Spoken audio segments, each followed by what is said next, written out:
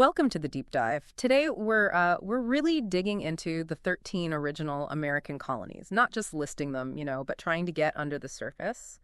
Our mission really is to understand how these incredibly diverse, sometimes clashing settlements, each with its own kind of origin story, how they eventually came together, how they laid the groundwork for the United States. It's quite a journey. It really is. And it's so crucial because that period, that's where you see the DNA of American identity being formed. It's like more than just the history book stuff, the dates and names. It's about the different ideas, the economies, the things that shaped everything that followed, really set the stage. Okay, so let's unpack that. When we say the 13 colonies, what exactly are we talking about? They weren't just one thing from the start, right? No. Definitely not. Basically, these were British settlements, all founded along the eastern coast of North America. And it happened over quite a span, between about 1607 and 1733. And you really have to think of them in three distinct regional groups. First, the New England colonies. That's Massachusetts, Rhode Island, Connecticut, New Hampshire, often founded with, strong religious motives. Then you've got the middle colonies, New York, New Jersey, Pennsylvania, Delaware. These became major hubs for trade, very diverse.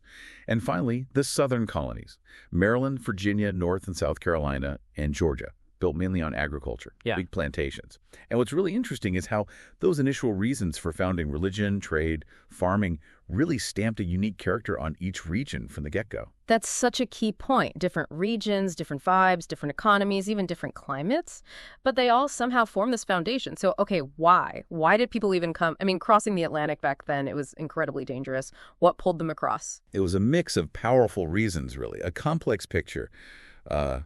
Religious freedom was definitely a big one. You had groups like the Puritans trying to escape persecution in England, wanting to build their own sort of godly society, and others like the Quakers in Pennsylvania seeking tolerance. Right. So escaping something, but also seeking something. Exactly. Seeking economic opportunity was huge, too.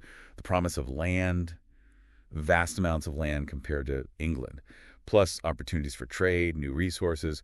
It drew settlers, entrepreneurs, and for some, definitely there was this pull towards more political freedom, less direct control from the crown. So a mix of push and pull factors, but it couldn't have been easy once they arrived. Oh, not at all. Yeah. The risks were enormous. The early years were incredibly tough. Settlers faced harsh weather they weren't prepared for. Widespread diseases, malaria, dysentery were rampant, and supplies were often scarce. Just surviving was a major achievement. A lot of early attempts failed. Yet the population grew astonishingly fast, didn't it? It really did. From just, a few thousand people in the early 1600s to over 2 million by the mid-1700s. Wow. Yeah, it speaks volumes about how powerful those draws were despite the dangers. People were driven. So let's get into the details. Daily life. Here's where it gets really interesting, I think. How did life actually look in these three distinct regions? Let's break it down. Okay, let's start up north. New England. Think cold winters, rocky soil, not great for large-scale farming. Right. So what did they do instead? They turned to the sea. Lots of shipping. Fishing, especially cod and trade, became central. Shipbuilding was big, too. Society-wise, it was often characterized by tight-knit towns. Life often revolved around the church, especially in places like Massachusetts Bay, founded by Puritans. Religion played a massive role in governance and daily life, sometimes quite strictly. And they had those town meetings, right? Early democracy. Sort of, yeah. Early forms of self-governance, certainly. Focused on the community level. That was important. Okay, now moving south to the middle colonies. Completely different field. They got called the breadbasket colonies. And for good reason. Because of farming. Yes. Much more fertile land than New England.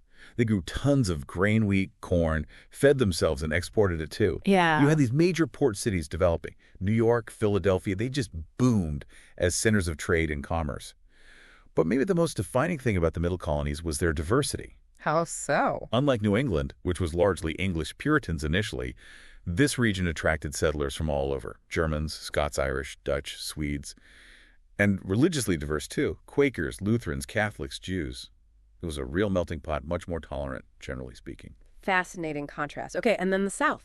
The southern colonies. Yeah. Hot, humid climate, long growing seasons, perfect for agriculture, but a specific kind. Cash crops. Exactly. Huge focus on cash crops for export. Okay. Tobacco was king, especially in Virginia and Maryland. Further south, you had rice and indigo in South Carolina and Georgia. Immensely profitable. But this type of agriculture, these large plantations, required a massive labor force. And that led to That led directly to a heavy and tragic reliance on enslaved labor, primarily Africans brought over against their will. This system shaped everything in the South: the economy, the social structure, the politics. Wealth and power were concentrated in the hands of large plantation owners. So, three really distinct worlds developing under the British flag. And initially, they all relied on England, right? For trade, for protection, for overall governance. Yes, for a long time that relationship worked, more or less. They were British colonies, after all, dependent on the mother country. But that started to change. As they grew, as they developed these identities, tensions emerged. What was the root of that growing frustration? Control. Fundamentally, it came down to control. As the colonies got bigger, more populated, economically stronger, they started to really resent British attempts to tighten the reins, especially through taxes and trade rules like the Navigation Acts. The classic, no taxation without representation. That became the rallying cry. Absolutely. The colonists argued, quite forcefully, that they shouldn't be taxed by Parliament because they didn't have any elected representatives in Parliament. It felt unjust. Laws were being made, taxes levied thousands of miles away without their direct consent. How did the British see it? The British argument was based on something called virtual representation. They claimed Parliament represented all British subjects everywhere. The colonists just didn't buy that. They felt their situation was unique, that they needed direct representation. And then specific events started pouring fuel on that fire, right? Exactly. It wasn't just abstract arguments. Things like the Stamp Act in 1765, a direct tax on paper goods, legal documents, even playing cards caused uproar. It was seen as a dangerous precedent. An internal tax imposed directly on them. Right. Then you had incidents like the Boston Massacre in 1770, where British soldiers firing into a crowd. It was used very effectively as propaganda by Patriot leaders.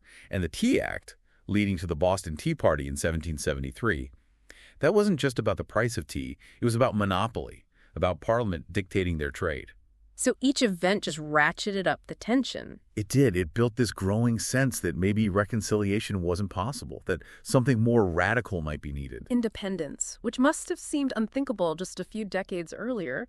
So how did they get from simmering resentment and protest to actually declaring independence? That's a huge leap, especially for colonies that were often quite different from each other. It was a rapid escalation in the 1770s. The British response to the Tea Party, the coercive acts, or intolerable acts as the colonists called them, really pushed things over the edge. They were seen as punitive, as stripping away rights. So in 1774, delegates from 12 colonies Georgia held out initially met in Philadelphia, the First Continental Congress. What was the goal then? Still hoping to patch things up? Largely, yes. They weren't calling for independence yet. They wanted to coordinate a response, assert their rights as British subjects, organize boycotts. But things moved quickly. By April 1775, fighting broke out. Lexington and Concord. The shot heard round the world. So war began before independence was even declared. Effectively, yes. Yeah. The Second Continental Congress convened soon after, now managing a war effort, and over the next year, sentiment shifted dramatically. Thomas Paine's common sense was incredibly influential, until finally, in the summer of 1776, July 4th, they adopted the Declaration of Independence. Wow. Yeah, a profound moment.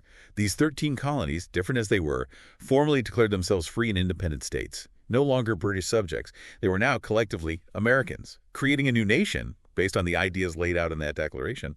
It was the birth certificate of the United States. It really is an incredible transformation when you think about it.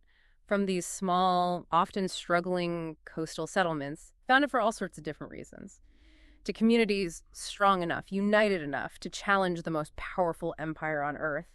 You go from Puritans looking for a place to practice their faith, to patriots fighting for a new kind of political freedom, from those breadbasket farms to literal battlefields where a nation was being hammered out. It's just mind-boggling scope. It really is. And maybe, the thing to really ponder is that these colonies weren't just the start of a country. In many ways, they were the start of an idea, an ongoing experiment, really, about self-governance, liberty, opportunity, an idea that's still being debated and defined today. That's something powerful for you to think about. Absolutely a powerful idea indeed. Well, we hope this deep dive gave you some food for thought. Definitely encourage you to keep exploring this foundational, messy, and absolutely crucial period. Thanks for joining us.